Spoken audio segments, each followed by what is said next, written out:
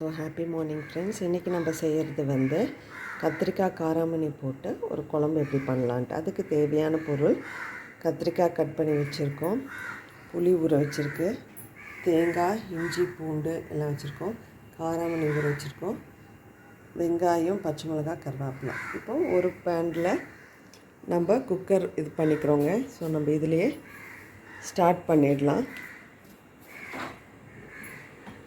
குக்கரில் எண்ணெய் போட்டாச்சுங்க. எண்ணெய் காஞ்ச பிறகு கடுகு போட்டுருங்க. கடுகு தாழ்ந்த பிறகு ஸோ அதில் கடுகு இது பண்ண பிறகு சோம்பு போட்டுடலாங்க. அதுக்கப்புறம் வெங்காயம் இதெல்லாம் போட்டுடலாம்.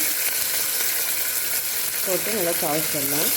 வெங்காயம் இதாகிடுச்சுங்க. இப்போ தக்காளி அடித்து வச்ச தக்காளி போட்டுட்டு இது பண்ணிடலாம்.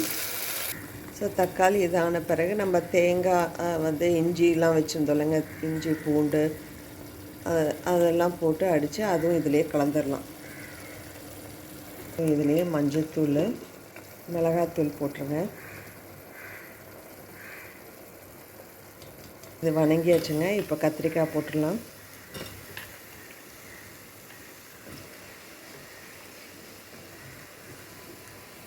போட்டு நல்லா வணக்கிட்டு இதிலே காராமணியும் சேர்த்துருங்க. காராமணியும் போட்டு நல்லா இது பண்ணிடுவோங்க. இப்போது நம்ம புளியை கரைச்சி இதில் ஊற்றிடலாம்.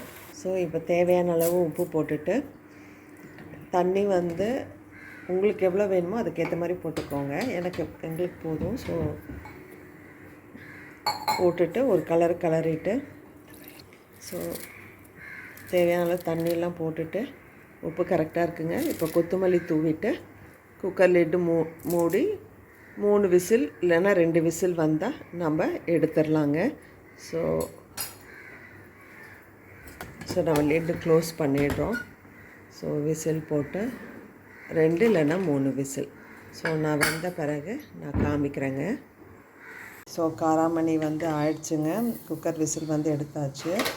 ஸோ நாங்கள் வந்து இந்த கன்சிஸ்டன்சிக்கு வச்சுருக்கோம். நீங்கள் உங்களுக்கு எப்படி வேணுமோ அந்த கன்சிஸ்டன்சியில் எடுத்துக்கலாம். ஸோ இது டேஸ்ட் ரொம்ப நல்லாயிருக்குங்க. ரைஸுக்கு, நீங்கள் தோசைக்கு எல்லாத்துக்குமே இது நல்ல ஒரு காம்பினேஷன். நீங்களும் ட்ரை பண்ணி பாருங்கள் உங்கள் வீட்டில். ட்ரை பண்ணிவிட்டு உங்கள் வேல்யூபிள் கமெண்ட்ஸ் போஸ்ட் பண்ணுங்கள். தேங்க்யூ.